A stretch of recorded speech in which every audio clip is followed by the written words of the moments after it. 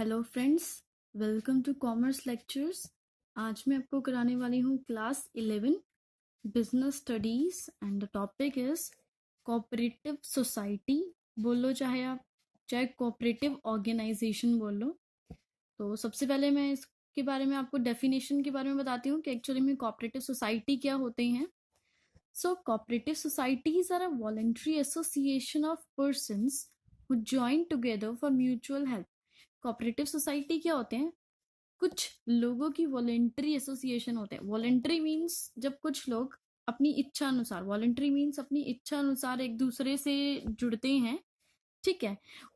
किस लिए? एक दूसरे की हेल्प करने के लिए, एक दूसरे का वेलफेयर करने के लिए कुछ लोग आपस में जुड़ते हैं, तो वो कहलाती है कोऑपरेटिव सोसाइटी। इसका मेन मोटिव क्या होता है? म्यूचुअल वेलफेयर, यानी एक दूसरे की, अपने मेंबर्स की हेल्प करना, वेलफेयर करना, इनका मेन मोटिव होता है। It is not for earning profit, ठीक है। प्रॉफिट अर्न करने के मोटिव से नहीं बनाई जाती है, ये म्यूचुअल हेल्प के लिए बनाई जाती है।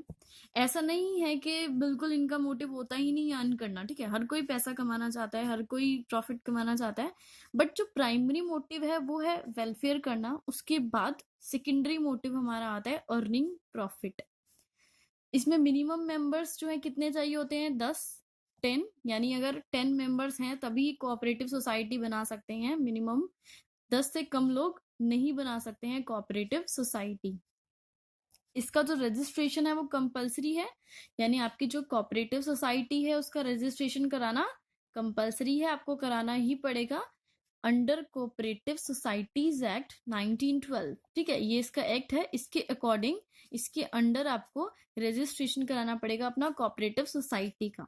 कैपिटल, अब कोऑपरेटिव सोसाइटी में कैपिटल कहाँ से आती है? कौन कंट्रीब्यूट करता है?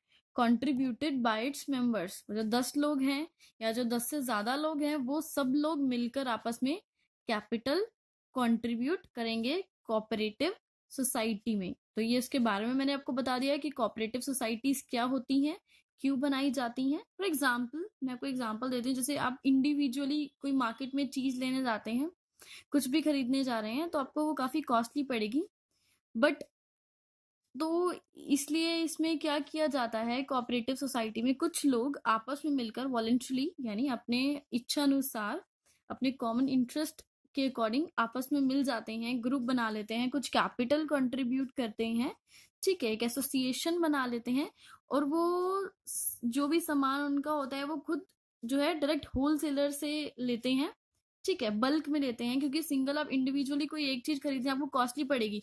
बट अगर बीच के मिडिल मैन हटा दिए जाएं, डायरेक्ट आप काफी क्वांटिटी में होलसेलर से खरीद रहे हैं कोई सामान, तो आपको काफी ज्यादा सस्ती पड़ेगी वो चीज। तो इसीलिए बनाई जाती है कोऑपरेटिव सोसाइटीज। आगे हम पढ़ते हैं इसके फीचर्स के बारे में। Features of cooperative society. इसका फर्स्ट फीचर है वॉलंटरी एसोसिएशन, जो कि मैंने आपको डेफिनेशन में भी बताया था।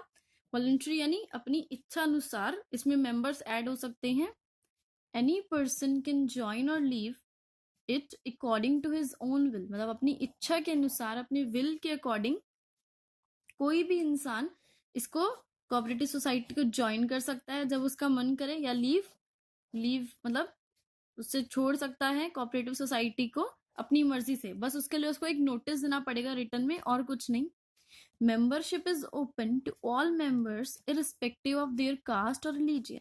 मेंबरशिप सबके लिए ओपन होती है, चाहे कोई भी आके मेंबर बन जाए, चाहे किसी भी कास्ट का इंसान हो, चाहे उसका कोई भी रिलीजन हो, ऐसा कोई कंडीशन नहीं है। कोई भी आकर मेंबर बन सकता है अगर उसका इसमें कॉमन इंटरेस्ट है तो।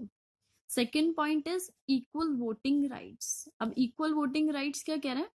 1 man is equals to 1 vote, यानी एक इंसान, एक इंडिविजुअल को सिर्फ एक वोट देने का राइट है, एक ही वोट वो दे सकता है। Every member get only 1 voting right irrespective of capital contributed by him. चाहे उसने कैपिटल 1 लाख लगाई है, चाहे 1 करोड़ लगाई है, कोई फर्क नहीं पड़ता। हर एक इंडिविजुअल को सिर्फ एक ही वोटिंग राइट मिलेगा, कैपिटल से कोई मतलब नहीं है। थर्ड पॉइंट आपका है सर्विस मोटिव, ठीक है। अब जो कोऑपरेटिव सोसाइटी होती है, इनका मोटिव क्या होता है? मैंने आपको डेफिनेशन में बताया था, सर्विस प्रोवाइड करना। मेन मोटिव क्या है? वेलफेयर ऑफ इट्स मेंबर्स, अपने मेंबर्स का वेलफेयर करना, म्यूचुअल हेल्प करना। अर्निंग प्रॉफिट जो है सेकेंडरी मोटिव आता है, ठीक है, मतलब पहले मेन इनका एम ये है, अर्निंग प्रॉफिट बाद में है। Fourth point is separate legal entity. आपकी जो कोऑपरेटिव सोसाइटी है, इनकी सेपरेट लीगल एंटिटी है, यानी मैंने आपको बताया था रजिस्ट्रेशन कराना कंपलसरी है।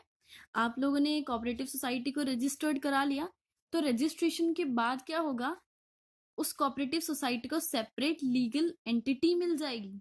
सेपरेट मतलब अलग से एक लीगल एंटिटी, लीगली जो है सेपरेट हो जाएगी वो अपने मेंबर से। Cooperative society becomes separate from its members, यानी सेपरेट मतलब अलग अलग होना। कोऑपरेटिव सोसाइटी और मेंबर्स दोनों अलग माने जाएंगे, ठीक है, दोनों एक नहीं माने जाएंगे। अगर कोऑपरेटिव सोसाइटी में कोई मेंबर फ्रॉड करता है तो उस मेंबर को सू कर सकता है कोई थर्ड पार्टी। कोऑपरेटिव सोसाइटी के कोई केस नहीं होगा, क्योंकि कोऑपरेटिव सोसाइटी और मेंबर्स अलग हैं। अगर कोऑपरेटिव सोसाइटी फ्रॉड करती है तो उसके मेंबर्स अलग हैं, कोऑपरेटिव सोसाइटी पे केस चलेगा, मेंबर्स पर नहीं। ऐसे ही कोऑपरेटिव सोसाइटी क्या कर सकती है, buy and sell property in its own name, मतलब अपने खुद के नाम पर कोई भी प्रॉपर्टी खरीद सकती है या बेच सकती है, ठीक है। मेंबर से कोई लेना देना नहीं है, क्योंकि मेंबर्स और कोऑपरेटिव सोसाइटी दो अलग अलग चीजें हैं। किसी पार्टनर की डेथ हो जाए या इंसॉल्वेंट, उसके पास बिल्कुल जीरो बैलेंस हो जाए एकदम, ठीक है, उससे कोई फर्क नहीं पड़ता कोऑपरेटिव सोसाइटी को। किसी भी मेंबर की अगर डेथ होती है तो डज नॉट अफेक्ट एग्जिस्टेंस को कोई फर्क नहीं पड़ता उसकी, वो ऐसे की ऐसे ही चलती रहेगी आपकी कोऑपरेटिव सोसाइटी। सपोज आपकी कोऑपरेटिव सोसाइटी में 15 लोग हैं, ठीक है, 15 मेंबर्स हैं, उनमें से अगर एक की डेथ हो जाती है तो बाकी जो 14 बच गए वो अपने इसको कंटिन्यू करते रहेंगे सोसाइटी को। एक की डेथ होने से या इंसॉल्वेंसी होने से कोई फर्क नहीं पड़ता इसकी एग्जिस्टेंस को। आगे हम पढ़ते हैं। Last point is limited liability. आपके जो मेंबर्स हैं कोऑपरेटिव सोसाइटी के, इनकी लाइबिलिटी क्या है, limited to the extent of capital contributed by them, यानी इनकी जिम्मेदारियां सिर्फ कहाँ तक है, जितनी उन्होंने कैपिटल कंट्रीब्यूट करी है, जितनी कैपिटल दी है उतनी ही इनकी जिम्मेदारी है बस। Their personal assets are not liable for paying off debts of cooperative society. Suppose cooperative society में कोई लॉस हो जाता है या डेट्स कुछ देने पड़ते हैं, ठीक है, तो जो मेंबर्स होंगे उनके पर्सनल एसेट से कोई लेना देना नहीं है।